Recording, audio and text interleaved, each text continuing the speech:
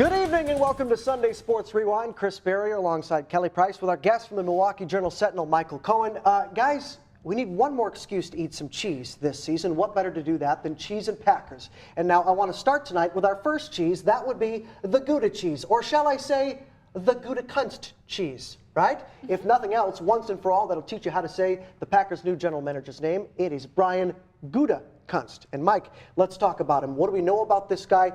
What does he have to do here in this offseason? What are some key things that he's going to encounter, and what might he do differently than Ted Thompson?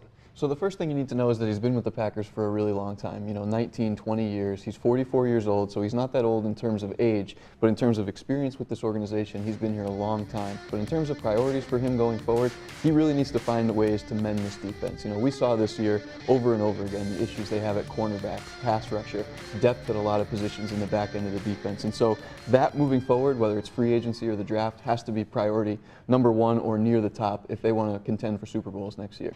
105.7 The Fan interviewed Mark Murphy earlier this week, and he said that Aaron Rodgers' injury was a catalyst to a lot of these changes we've been seeing in the front office and on the coaching staff.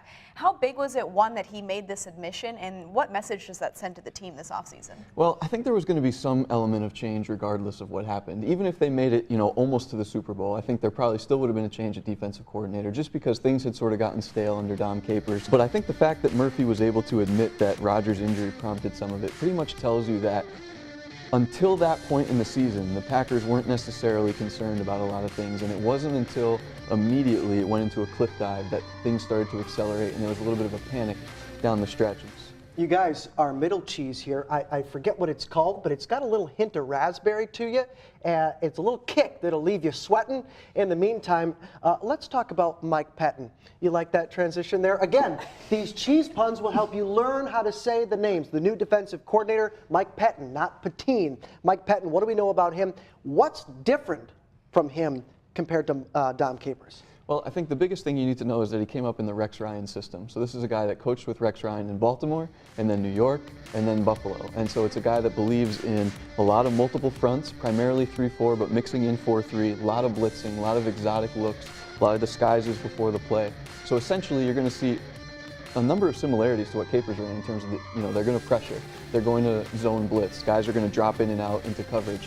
But what you're going to see more of is elaborate looks, things that look exotic, things that look one way before the play and then completely different when the play begins. So why that's important is because it puts a lot of mental strain on the players. Guys that could thrive, well, you're talking about players that are really, really good at making quick decisions, or players that have really good football instincts. So I know that Demarius Randall was a guy that people questioned a lot, but when it comes to football instincts and athleticism, he might be the best guy in the back end of that secondary. A guy that would struggle could be Josh Jones. We saw a number of mental errors this season over and over again, whether it was blowing a coverage, not knowing who he was supposed to be on, or there were even plays where Clinton Dix had to physically push him where to be before the snap. So that could be on the other end of the spectrum, a guy that might struggle with the mental load of this defense.